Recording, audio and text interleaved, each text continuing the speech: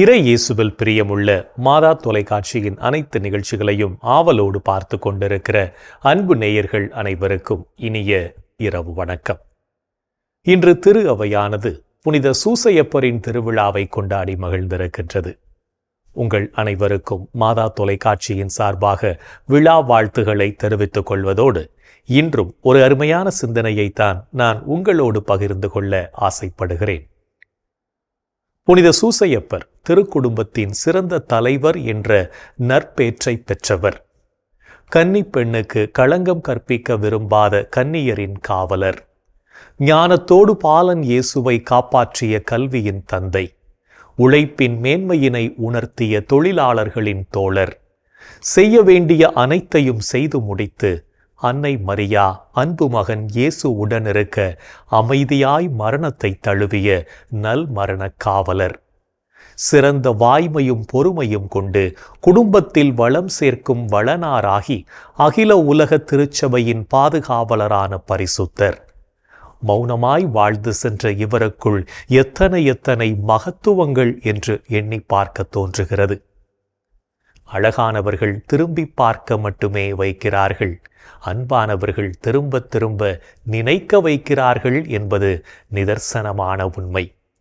இத்தகைய பல அரிய பண்புகளுக்கு சொந்தக்காரரான புனித சூசையப்பரிடம் விளங்கிய நற்பண்புகளை நாமும் நமதாக்குவோம். இன்னும் கொஞ்சம் அதிகமாக புனித சூசையப்பரிடம் விளங்கிய பண்பு நலனை கொஞ்சம் ஆழமாக சிந்தித்து பார்க்கவே இன்றைய நிகழ்வு நம்மை அன்போடு அழைக்கிறது. மரியாவின் கணவர் யோசேப்பு இறை திட்டம் கனவின் வழியாக வெளிப்படுத்தப்பட்டவுடன் அதை ஏற்றுக்கொள்கிறார். மரியாவை மறைவாக விலக்கிவிட வேண்டும் என்ற தனது திட்டத்தை பின்னுக்கு தள்ளுகிறார். இதன் காரணமாக அன்றைய சமுதாயத்தின் பேச்சுகளையும் ஏளன பார்வைகளையும் நிச்சயம் அவர் சந்தித்திருக்க வேண்டும். இருப்பினும் இறை திட்டத்தை தெளிந்து தேர்ந்து அதன்படி வாழ்வதே நிறைவை தரும் என்று ஆழமாக உணர்ந்திருந்தவர் புனித யோசேப்பு. நாம் நம்முடைய வாழ்வில் எதற்கு அதிக முக்கியத்துவம் கொடுக்கின்றோம்? நமக்கென்று நாம் வகுக்கும் திட்டங்களுக்கா அல்லது நமக்கென்று இறைவன் வைத்துள்ள திட்டங்களுக்கா என்று நம்மையே நாம் கேட்டு பார்ப்போம். நமது திட்டத்தை விட இறை திட்டத்தை நம் கண்முன் கொண்டு வாழ நம்மை பயிற்றுவிப்போம். அப்போதுதான் இறை ஆசீர் நமக்கு நிறைவாக கிடைக்கும் என்பதையும் உணர்ந்து கொள்வோம். புனித சூசையப்பரிடம் காணப்பட்ட மிக முக்கியமான பண்புகளில் ஒன்று பொறுமை. தன் வாழ்க்கையில் பல துன்பங்களை அனுபவித்த போதிலும் பொறுமையை கடைபிடித்தார். பொறுத்தார் பூமி ஆழ்வார் என்று நாம் கேள்விப்பட்டிருக்கின்றோம். அது முற்றிலும் உண்மைதான் என்பதை உணர்ந்து கொள்ள வேண்டும். எப்போது ஒன்று நமக்கு கிடைக்க தாமதமாகின்றதோ அப்போது அந்த சூழ்நிலையை எவ்வித பதட்டமும் இல்லாமல் கையாளுகின்ற மனப்பக்குவத்தை நாம் வளர்த்தெடுக்க வேண்டும். இன்றைய சூழ்நிலையில் நாம் விரும்புவது அனைத்துமே நமக்கு உடனுக்குடன் கிடைக்க வேண்டும் என்று எதிர்பார்க்கின்றோம். அப்படி கிடைக்காத போது மன உளைச்சலுக்கும் வேதனைக்கும் நாம் தள்ளப்படுகின்றோம். நம் பிள்ளைகள் கேட்பதை நாம் உடனுக்குடன் அவர்களுக்கு கொடுத்து அவர்களை கெடுத்து வைத்திருக்கின்றோம். அவ்வாறு அவர்கள் பழகிவிட்டால் அவர்களுடைய வாழ்வில் ஒன்று தாமதமாகவோ அல்லது கிடைக்காமலோ போகும்போது அதை அவர்களால் ஏற்றுக்கொள்ள முடிவதில்லை. பொறுமையாக இருப்பதன் முக்கியத்துவத்தை பெற்றோர்களாகிய நாம் நமது குழந்தைகளுக்கு சிறு வயதிலேயே கற்றுக் கொடுப்போம்.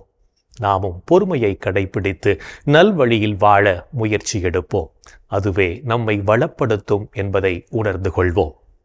இன்றைய தினத்தை எடுத்துக்கொள்வோம். இந்த நாள் முழுவதும் நாம் நல்ல பண்புகளை நமதாக்கி வாழ்ந்தோமா என்று யோசித்து பார்ப்போம். மேலும் இந்த நாளில் நமது செயல்பாடுகள் எப்படிப்பட்டதாக இருந்தது என்று நம்மையே நாம் கேட்டு பார்ப்போம்.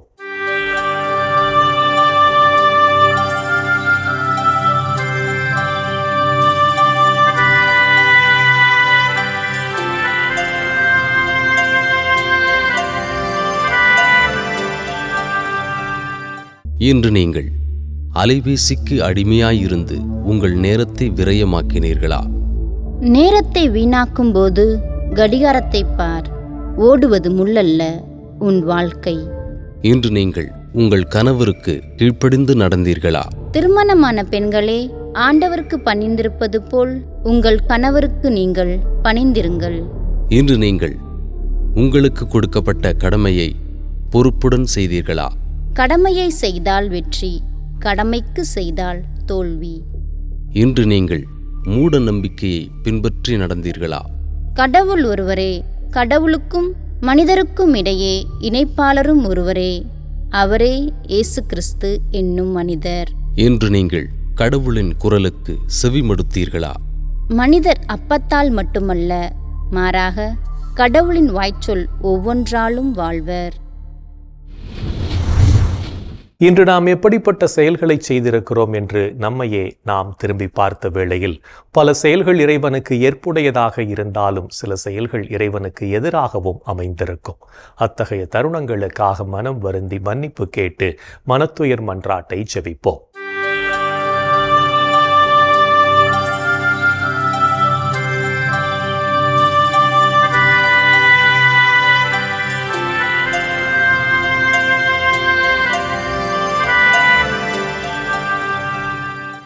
எல்லாம் வல்ல இறைவனிடமும் சகோதர சகோதரிகளே உங்களிடமும் நான் பாவி என ஏற்றுக்கொள்கிறேன். ஏனெனில் என் சிந்தனையாலும் சொல்லாலும் செயலாலும் கடமையில் தவறியதாலும் பாவங்கள் பல செய்தேன். என் பாவமே, என் பாவமே, என் பெரும் பாவமே. ஆகையால் எப்போதும் கன்னியான புனித மரியாவையும் வானதூதர் புனிதர் அனைவரையும் சகோதர சகோதரிகளே உங்களையும் நம் இறைவனாகிய ஆண்டவரிடம் எனக்காக வேண்டிக்கொள்ள மன்றாடுகிறேன். ஆமேன். மனத்துயர் மன்றாட்டை ஜெபித்ததன் வழியாக இறைவனிடமிருந்து மன்னிப்பை பெற்றிருப்போம் என்ற நம்பிக்கையோடு இறை வேண்டலில் இணைவோம்.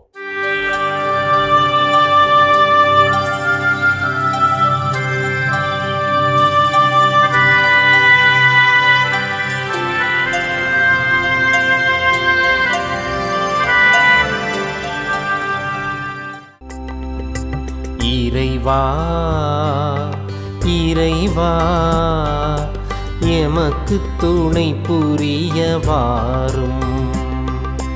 ஆண்டவரே, எமக்கு துணை புரிய விரைந்து வாரும். தந்தைக்கும் மகனுக்கும் தூய ஆவியாருக்கும் மாட்சி உண்டாவதாக.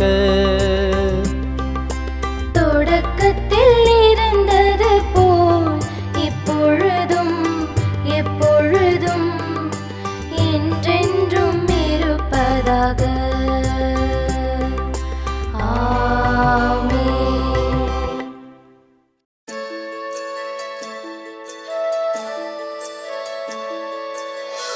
போயது பொழுது புகுந்தது இரவு, தூயனை உனது பொன்னடி தொழுதோ.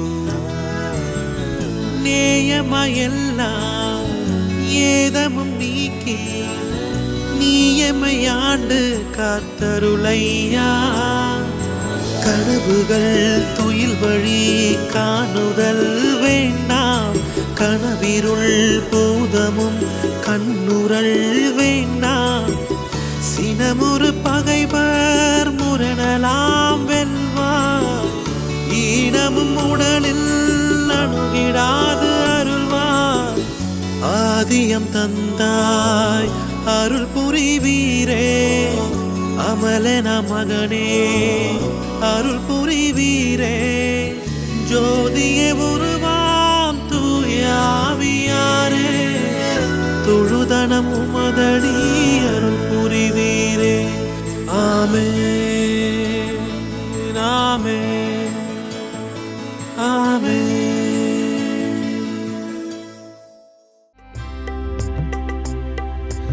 இறைவா, இன்னுடலும் பாதுகாப்பில் நிலைத்திருக்கும். இறைவா, என்னுடலும் பாதுகாப்பில் நிலைத்திருக்கும். இறைவா, என்னை காத்தருள்வே. உம்மிடம் நான் அடைக்கலம் புகுந்துள்ளேன். நான் ஆண்டவரிடம் நீரே என் தலைவர், உம்மையன்றி வேறு செல்வம் எனக்கு இல்லை என்று சொன்னேன். பூவுலகில் உள்ள தூயோர் எவ்வளவோ உயர்ந்தோர், அவர்களோடு இருப்பதே எனக்கு பேரின்பம். வேற்று தெய்வங்களை தொழுவோர் தங்கள் துன்பங்களை பெருக்கிக் கொள்வர். அவற்றுக்கு செலுத்தப்படும் இரத்தப் பலிகளில் நான் கலந்து கொள்ளேன். அவற்றின் பெயரை கூட நாவினால் உச்சரியேன்.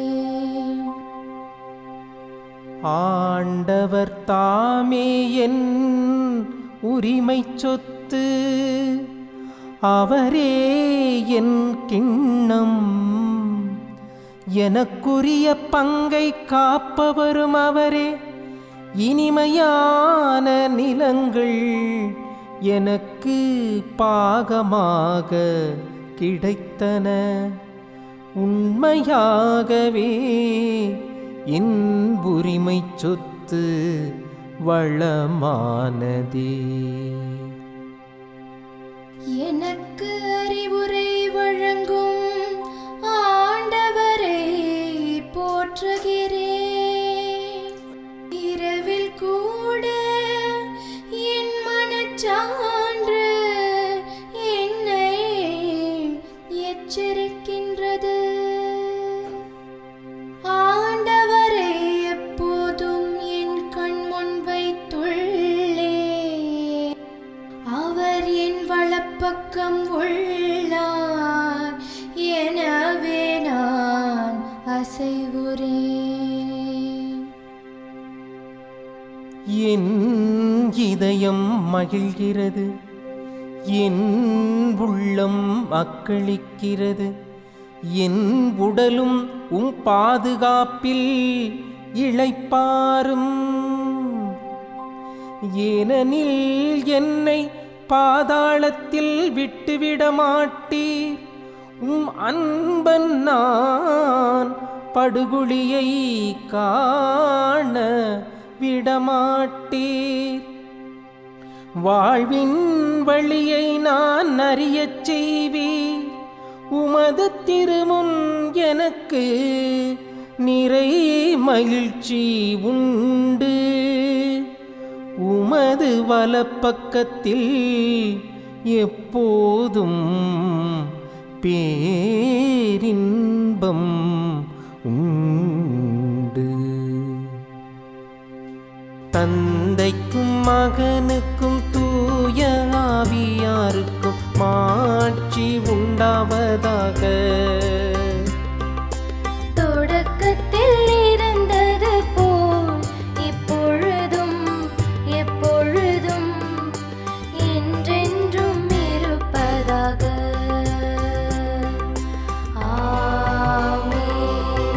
இறைவா, இன்னுடல்வும் பாதுகாப்பில் நிலைத்திருக்கும். இறைவா, என் உடலும் பாதுகாப்பில் நிலைத்திருக்கும். இறைவனின் உடனிருப்பு இந்த இரவு பொழுதிலும் நம்மை பாதுகாத்து வழிநடத்தும் என்ற நம்பிக்கையை இறை வேண்டலின் வழியாக பெற்றுக்கொண்ட நாம் இப்போது நாளைய நற்செய்தி வாசகத்திற்கு செவிமடுப்போம்.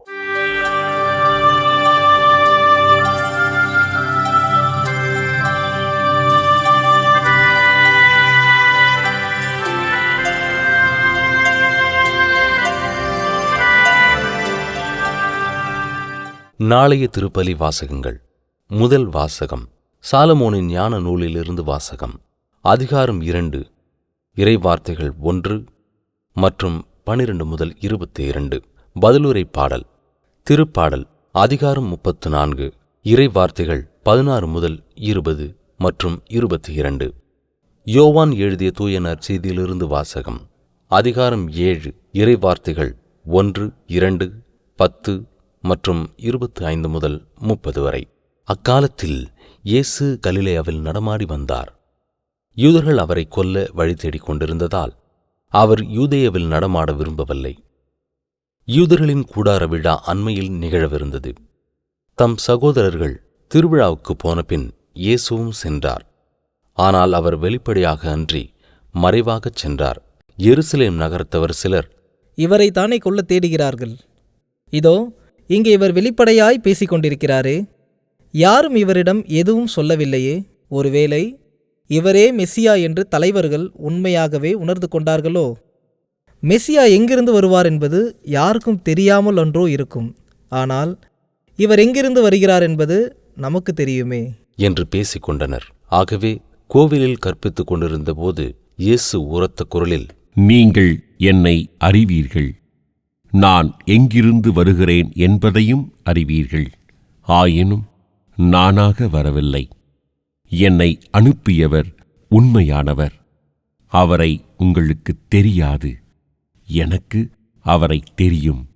ஏனெனில் நான் அவரிடமிருந்து வருகிறேன், என்னை அனுப்பியவரும் அவரே என்றார். இதைக் கேட்ட அவர்கள் இயேசுவை பிடிக்க முயன்றார்கள். எனினும் அவருடைய நேரம் இன்னும் வராததால் யாரும் அவரை தொடவில்லை. ஆண்டவரின் அருள்வாக்கு. கிறிஸ்துவே உமக்கு புகழ். ஆண்டவரே, உம் கையில் என் உயிரை ஒப்படைக்கின்றேன். ஆண்டவரே, உம் கையில் என் உயிரை ஒப்படைக்கின்றேன். உண்மையின் ஆண்டவராகிய கடவுளே, எம்மை மீட்டவர் நீரே. ஆண்டவரே, உம் கையில் என் உயிரை ஒப்படைக்கின்றேன். தந்தைக்கும் மகனுக்கும் தூய ஆவியாருக்கும் மாட்சி உண்டாவதாக. ஆண்டவரே, உம் கையில் என் உயிரை ஒப்படைக்கின்றேன். நாம் ஒவ்வொருவரும் இறைவன் மீது நம்பிக்கை கொண்டு வாழவும் அந்த நம்பிக்கையை மற்றவர்களுக்கு பறைசாற்றிடவும் அழைப்பு விடுக்கும் இயேசுவின் குரலுக்கு செவிமடுத்து வாழ்வோம் என்ற சிந்தனையோடு சிமியோன் பாடலில் இணைவோம்.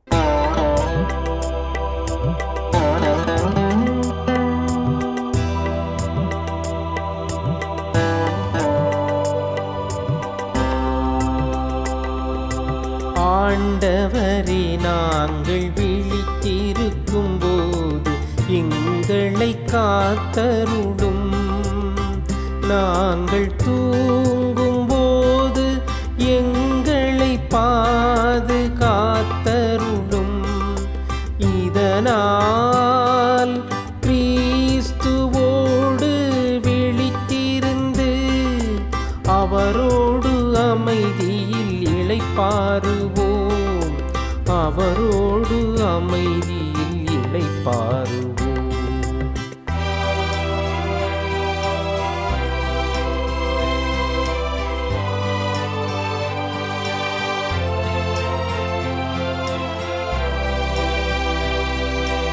ஆண்டவரே, உமது சொற்படி உமது அடியான் என்னை இப்போது அமைதியுடன் போகச் செய்கிறீர். ஏனெனில் மக்கள் அனைவரும் காணுமாறு நீர் ஏற்பாடு செய்துள்ள உமது மீட்பை என் கண்கள் கண்டு கொண்டன. இம்மீட்பே பிற இனத்தாருக்கு வெளிப்பாடு அருளும் மொழி. இதுவே உம் மக்களாகிய இஸ்ராயேலுக்கு பெருமை, இஸ்ராயேலுக்கு பெருமை. தந்தைக்கும் மகனுக்கும் தூய ஆவியாருக்கும் மாட்சி உண்டாவதாக. தொடக்கத்தில் இருந்தது போல் இப்பொழுதும் எப்பொழுதும் என்றென்றும் இருப்பதாக.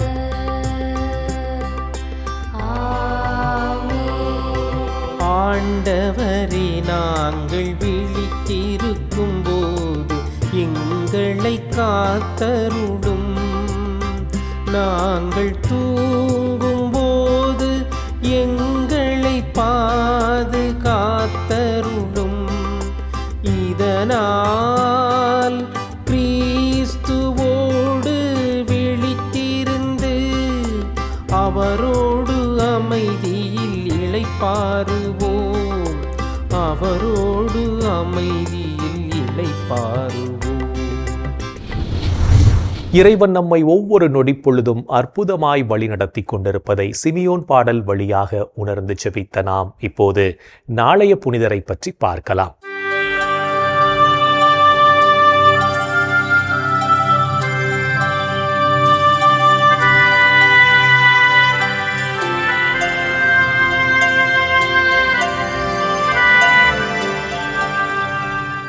புனித உல்ஃப்ரான். பிரான்ஸ் நாட்டிலுள்ள மில்லே என்ற பகுதியில் வாழ்ந்த அரசவை பணியாளரான ஃபுல்டர்ட் என்பவருக்கு கிபி 640 பிறந்தார் உல்ஃப்ரான். அரசவையில் பணி செய்த உல்ஃப்ரான் தன் சகப்பணியாளருக்கு ஆண்டவர் இயேசுவை அறிவித்து அவர்களோடு சேர்ந்து ஜெபித்தார். குருவாக விருப்பம் கொண்ட இவர் தன் பெற்றோரின் அனுமதியுடன் ஆசீர்வாதப்பர் துறவற சபையினில் சேர்ந்து குருவாக அருட்பொழிவு பெற்றார். பிரான்ஸ் நாட்டு மக்களுக்கு ஆண்டவரை அறிவித்து இறைப்பணிகளில் சிறந்து விளங்கிய உல்ஃப்ரான் கிபி 682 பிரான்ஸ் நாட்டின் சென்ஸ் என்ற பகுதிக்கு பேராயராக நியமனம் செய்யப்பட்டார். நற்செய்தி அறிவிப்பதில் ஆர்வம் கொண்ட இவர் கிபி 685 தன் பேராயர் பொறுப்பினை துறந்து ஸ்காண்டினேரியா மக்களுக்கு நற்செய்தியினை அறிவித்தார். ஸ்காண்டினேரியா மக்களிடம் வழக்கில் இருந்த குழந்தைகளை தெய்வத்திற்கு பலியிடும் கலாச்சாரத்தினை மாற்றி அமைத்து குழந்தைகளை பாதுகாத்தார். ஸ்காண்டினேரியா பகுதியில் ஏற்படும் கடலலை சீற்றத்திற்காகவும் அம்மக்களின் மனித பண்புகளுக்காகவும் ஜெபித்த உல்ஃப்ரான் கிபி 703 மார்ச் 20 விண்ணகமடைந்தார். ஆண்டவரின் நற்செய்தியினை அறிவிப்பதற்காக தன் பேராயர் பொறுப்பினை துறந்து மக்களின் மனித பண்புகளுக்கான பணிகளைச் செய்த பேராயர் உல்ஃப்ரானை திரு அவை புனிதராக உயர்த்தி பிரான்ஸ் நாட்டின் பாதுகாவலராக அறிவித்தது. புனித உல்ஃப்ரான் திருவிழாவினை கொண்டாடுகின்ற நாம் கடலோரப் பகுதிகளில் வாழுகின்ற மக்களை ஆண்டவர் பாதுகாத்து வழிநடத்த வேண்டுமென்று ஜெபிப்போம். புனிதர்கள் ஒவ்வொருவரும் தங்களது வாழ்க்கையின் மூலம் இறைவனுக்கு சான்று பகிர்ந்து வாழ்ந்தவர்கள் என்பதை உணர்ந்தவர்களாய் நாமும் அவர்கள் வழியில் வாழ்ந்து இறை வழியில் பயணிப்போம் என்ற நம்பிக்கையோடு நாளைய தினம் நமது ஜெப உதவி தேவைப்படுவோருக்காக 3 முறை நம்பிக்கை அறிக்கையை ஜெபித்து அவர்களுக்காக ஒப்புக் கொடுப்போம். என் அன்பு சகோதரனே, சகோதரியே, கடவுளுடைய அன்பையும் இரக்கத்தையும் சுவைத்து வாழ்கின்ற நாம் அந்த இரக்கத்திற்கும் அன்பிற்கும் நன்றி சொல்கிறோமா? நன்றி சொல்ல வேண்டும். ஒவ்வொரு நாளும் நாம் சிறப்பாக நமது ஆண்டவருக்கு நாம் நன்றி சொல்வோம். அவரை போற்றி புகழ்வோம். இன்றைய தினத்தில் நம் மாதா தொலைக்காட்சியில் பணி செய்கின்ற பணியாளர்களுக்காக நாம் கண்ணீரோடு மன்றாடுவோமா? எங்கள் அன்பே உருவான இயேசு ஆண்டவரே, உலகெங்கும் சென்று நற்செய்தி அறிவியுங்கள் என்று சொன்னீரே. இதோ இந்த மாதா தொலைக்காட்சி என்ற மாபெரும் கொடையின் வழியாக நாங்கள் பெற்றுக்கொண்ட ஒவ்வொரு நன்மைக்கும் நன்றி சொல்கிறோம். இதில் பணி செய்கின்ற பணியாளர்கள் ஒவ்வொருவருக்காகவும் அவருடைய குடும்பங்களுக்காகவும் இதோ இந்த மைய நிலையத்திலும் ஒவ்வொரு மறைமாநிலத்திலும் உலகெங்கும் இந்த மாதா தொலைக்காட்சிக்காக பணி செய்து கொண்டிருக்கின்ற ஒவ்வொரு சகோதரியும் அவருடைய குடும்பங்களையும் நிறைவாக ஆசீர்வதியும் ஆண்டவரே. அவர்களுக்கு தேவைகளில் எல்லாம் நீர் பூர்த்தி செய்யும் ஆண்டவரே. அவர்களுக்கு தேவையான எல்லா வரங்களையும் ஆசீர்வாதங்களையும் நீர் நிரம்ப தரும்படியாய் அவர்களுக்கு நீர் எல்லா விதங்களிலும் துணை வந்து அவர்களை அன்பாலும் ஆசீர்வாதத்தாலும் நற்சுகத்தாலும் செல்வங்களாலும் நீர் நிரப்ப வேண்டும் என்று உம்மை கெஞ்சி கேட்கிறோம். எங்கள் அன்பு தாயே, ஆரோக்கிய அன்னையே, உது பிள்ளைகளாகிய இவர்கள் மேல் என்றும் இரக்கமாய் இருங்கள் அம்மா. இந்த ஜெபங்களை எங்கள் ஆண்டவராகிய இயேசுவே உமது வல்லமையான திருநாமத்தின் வழியாக உம்மை கெஞ்சி மன்றாடுகிறோம். ஆமென். என்று வாழும் உயிருள்ள இறைவன் தந்தை, மகன், தூய ஆவியார் நாம் அனைவரையும் நிறைவாக ஆசீர்வதிப்பாராக. ஆமென். இந்த ஜெபத்தின் வழியாக இறை அருளும் ஆசீரும் நம் மீது நிறைவாக பொழியப்பட்டிருப்பதை உணர்ந்திருப்போம். இறை ஆற்றலும் வல்லமையும் என்றும் நம்மில் தங்கும். அன்னை மரியாவும் நமக்கு உதவிகள் செய்வார் என்ற நம்பிக்கையோடு அவரின் துணை வேண்டி இந்த நிகழ்வை நிறைவு செய்யலாம். Good night.